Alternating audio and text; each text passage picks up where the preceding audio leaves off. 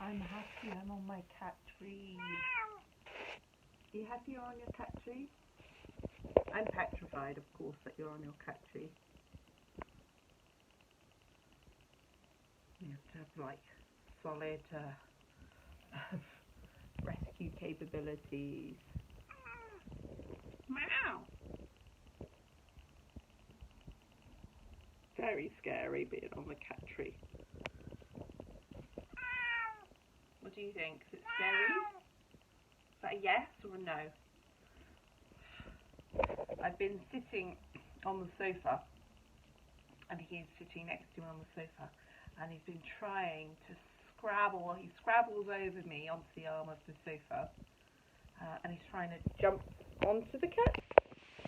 There was this saying before he scared me completely by deciding to get himself much more comfortable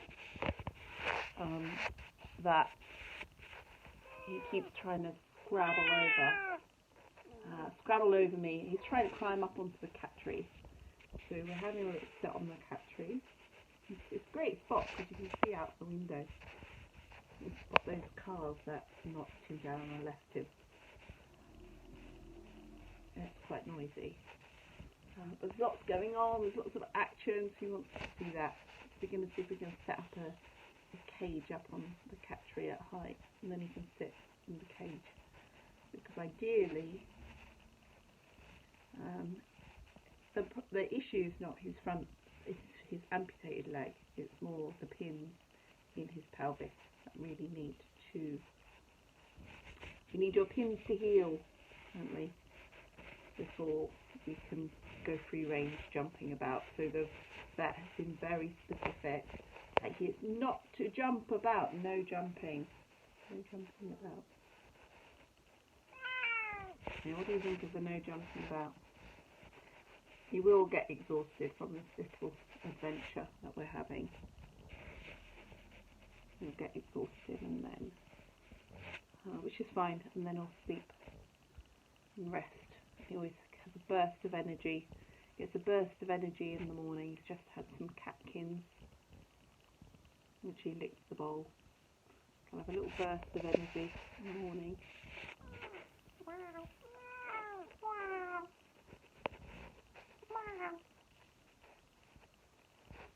And then he has a little burst of energy. So we'll get like 10 minutes up on the cat tree, I think, before Selena has to stop with this. It's quite petrifying, actually. It's quite scary, which is why I might drop this, because it's literally going to fall off. So we're off the cat tree now, and you need some good support. So when you're carrying him, you've really got to make sure you've got your hands. You can see where the cuts were, where they put the pins in. Hold his poor pelvis together, and then he likes to get that one hand and make sure he's got a good grip. But really, I think he wants to go back on the cat tree. Okay, have a look. Back, having a look through the window. It's good. You've got like a good view out there. It goes onto the front garden. So lots to see out there. It's quite fun, isn't it? Lots to see, Munchkin. Little Thunder. His body's so hot. Really, really hot. And his front foreleg on the left-hand side, the one that's left, is really strong. His back legs are obviously not so strong. But he's enjoying being up here, so we're going to try and find a way that he can be up here without having someone to hold him. And it really is, it's just making sure that before he starts jumping around, that his pelvis is fixed and fused and woo! Is fixed and fused. Don't jump off. Okay. Okay. So you can see he's really enjoying this view. It's pretty cool, isn't it? What do you think? Yeah. Okay, so you can get a good standing on super strong. Super strong, fairly strong, isn't it? What do you reckon? Wow. Yeah. Wow. Wow. Wow. Wow.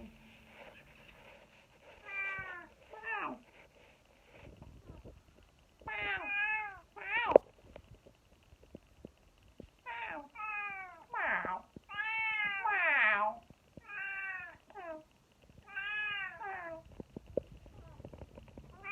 Wow.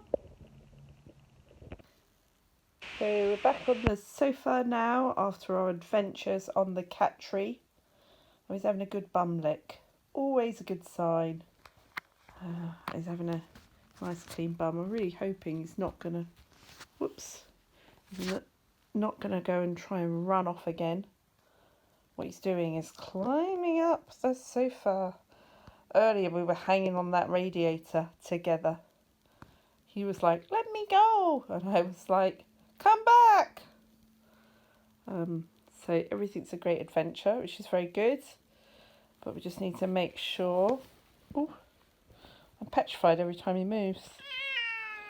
Okay, I think we might have done our exercise for today. What do you reckon? Meow. Yes, I think so. That might be our exercise for the day.